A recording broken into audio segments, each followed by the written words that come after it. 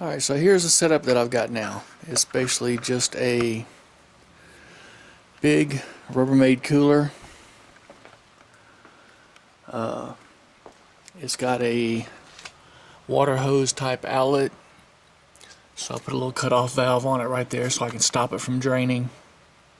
If I'm rinsing with this, then I've got a shut-off valve on this right here too, so I can turn the water on and off here.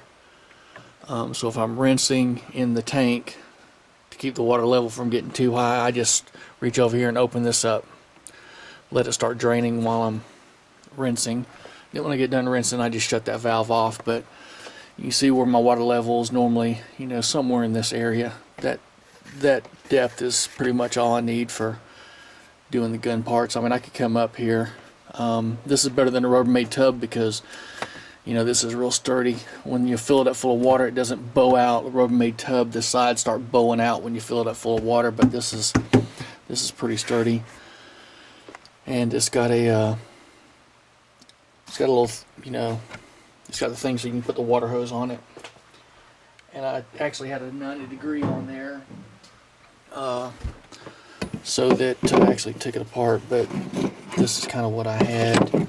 It's kind of hard to do this with one hand, but I had this so I could put this on here.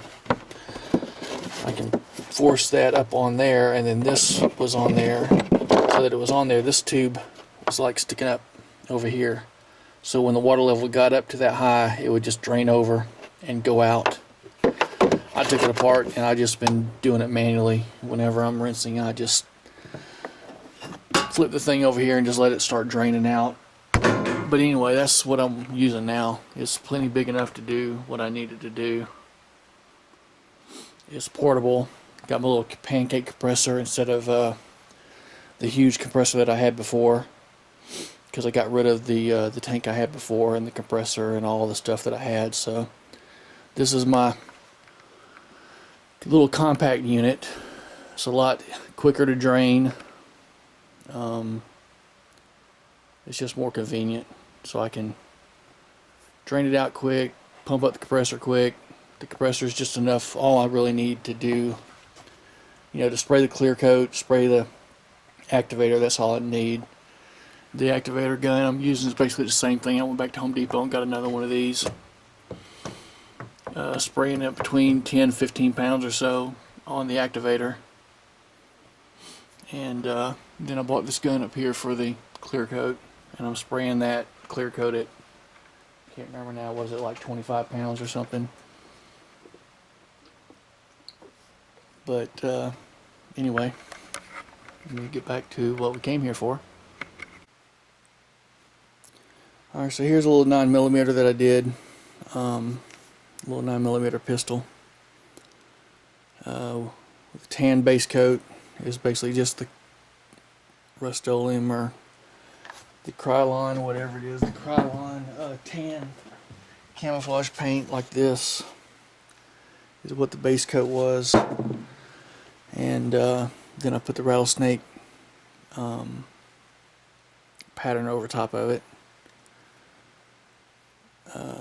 So I did the upper, the lower, the handguard, and just part of the buffer tube.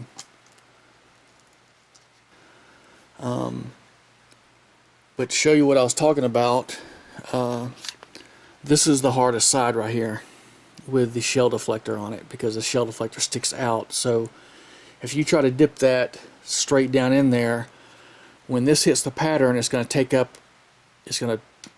a bunch of the pattern. If you dip it down in the water, if it's going down in the water, as soon as you hit that, it's going to put a big hole in the pattern, because you're supposed to go in at like a 45-degree angle. So if you was dipping this, you would have to go down at a 45, or if you were going dipping it in like this, then you would go down at a 45-degree angle this way. So when this hits the water, when that right there hits the water, it's going to take a big chunk of the pattern away, and then all this above it's going to be gone. There's not going to be anything there to cover this. So you'll have a void up here above it. So the way I've been doing it is I've been going in upside down, and what I do is I go in just like this, let the rail hit the water, And then as I'm going down, I'm pulling it toward me. I tilt it like this and let it get that part, and then I start tilting it back this way. And I'm pulling it toward me as I'm going down in the water. And you can see it stretches the pattern a little bit. You can see right here how the pattern is a little stretched right there, but there's no void. The pattern still looks good. It's just stretched here just a little bit, which is not bad, but you know, it's better to be stretched a little bit than not have anything at all. And if I had just gone straight down in the water, or if I had been upside down and went straight down in the water, as soon as that hit the pattern, it would have left a big hole in the pattern, and then there would have been nothing right here. It would have been just tan with no pattern at all. So that's how I've been getting around that. The other thing that I've been doing is after I dip this, I've been taking the ejection port cover off. After I dip it, then I take the ejection port cover off and I mask the backside with that press and seal stuff. That way it doesn't, because if you use masking tape on over the pattern before you clear coat it, it will pull the pattern off. It'll pull the paint off of there. So got to be careful with that. Until you get clear coat on it, this stuff will come off of here very easily. You can scratch it with your fingernail and it'll come off until you get the clear coat on there. So what I do is I dip it, and then I pull this off while it's still, you know, in pieces, and then I dip the back side. I put a little press and seal piece on this side, just enough to keep any stuff from getting on this, and then I dip the back side. That way when you open it up, the back side of the ejection port cover is done also. So that's something, you don't have to do that. Not all of mine are done that way, but I started doing it on this one and it worked out pretty good, so I'll probably continue to do that. And this is that that Glad press and seal that I've been using. I use that, and just 1 inch the this orange tape. They make it in the blue tape also, but I get this from the auto paint supply store, and this works really good also. But like whenever I'm sticking it on something, you know, whatever, when I'm taking the masking tape off to go onto the gun, normally I'll take, like on my shirt, and I'll stick it to my shirt a couple times just to get some of the sticky off of it. That way it doesn't stick quite as bad. That way when I put it on the gun, you know, it's enough to where it sticks, but it's not enough to where it's going to peel any paint off, you know. Because even the blue tape, I've had it peel some paint off sometimes. So just to be on the safe side, I normally just stick it to my shirt a couple times, get some lint from my shirt on it, and then when I stick it on there, it's enough to where it sticks, but not enough to where it pulls any paint off. And this press and seal stuff is pretty good. It's sticky on one side, but it's not sticky unless you press it. So see, it's not sticky unless you press down on it, and then it sticks, but it barely sticks. It don't stick very hard. But if you put pressure on it, it'll stick down, but not enough to where it takes the paint off. So I'll show you kind of how I do that in just a second. Let me move this stuff out of the way. Alright, so here's some pieces that I've got about ready for paint. Like I said, I'm probably going to wait for a while because it's too cold right now to do anything, so I'll probably wait till the spring to do them. But I just kind of got them prepped up a little bit. The ones that had that Teflon coating, I actually had to sandblast them. So I've got a bunch of rails that I've sandblasted. Otherwise, the paint will not stick to that Teflon type coating. Some of these rails have Teflon coating on them, and the paint will not stick at all. And neither will the dip. You can't dip it either. You paint it, dip it, and then the stuff just comes right off. So, but anyway, these are the ones that I've got pretty much ready to go. Just getting ready to paint them. And I use, in all these little holes and stuff that you can see, I've got these little rubber things that some of these I had to cut, like these right here, they were really too deep. I had to cut the ends off of them and press them up in there, and that holds the upper and the lower together, so I can dip them without them falling apart. Because if you put the regular, you take down pins in there without the spring and the detent, they're just going to fall right out, and then the damn thing's going to end up falling apart on you while you're trying to dip it. So if you use the real detent with the pins and all that in it, you're going to get water up in there, then your spring's going to start rusting and all that. So you don't really want to use those, have any detents in it or any springs in it, because they'll end up rusting. So it's best to pull everything apart, completely apart, to where there's nothing in there. And the inside of this is completely empty. There's nothing in it. I got these 1 inch, I think it's 1 inch or 1.5, I don't know. I got some, roll of this hose from Home Depot. It is, it's 1 inch,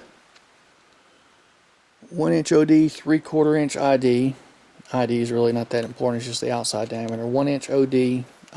I got a roll of this real cheap at Home Depot, and I bought it for actually doing my hydro dipping tank. That's the hose I use for my hydro dipping tank, but then I found out that it actually pushes up in there pretty tight. I mean, you can get it out, you can pull it out, but it's not going to fall out. You can push it up in there, and then that will give you something to hold on to when you're dipping it down in the water. And I go in this way. So when you're going down in the tank, that gives you something to hold on to. You don't want something sticking way out here, because it's going to get in your way. You want to be able to hold it pretty close when you're dipping it in there. And I'll probably like put a little piece of tape over this right here on the end right here. I'll probably put a piece of tape over that. I haven't done that yet, but this is pretty much ready to go. So ready for paint, not ready for a dip. So what I would do is, from this point right here, and then the rail is the same way. I use some of this, it's like plastic sheeting that you get for putting on shelving, or your I guess kitchen shelves or something. I don't know. I got it at like a salvage store. It was, I got a couple rolls of it really cheap, and I basically just cut the length that I need, and then I roll it up real tight, and then I slide it up in there, and then it kind of expands out. And what that does is it keeps, when you're painting and dipping, it keeps the water from rushing into the holes. You don't want the water to rush into these holes, because then it'll distort your pattern. You want to try to keep it the pattern contained, otherwise it'll get kind of crazy, and the pattern will distort and get all messed up. Because once you spray the activator on that pattern, once you spray the activator on the film, it will expand out and move around. It's just paint floating on the water at that point. So you want to kind of keep it contained, keep it from moving around and being disturbed. You want to keep it stable. So this is basically, this one's ready for paint. Just like it is. I masked the top rail off on the upper and the rail. That way there will be no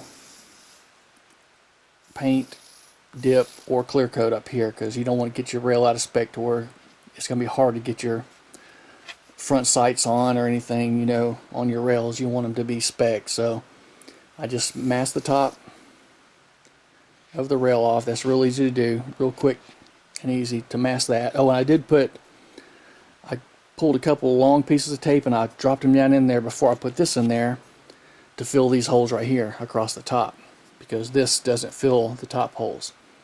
So I drop a piece of tape down in there, a long piece of tape, and then I take like a long screwdriver and I just press it up against the side to get that up against there. So it's on both sides, the tape will fill the holes for up here.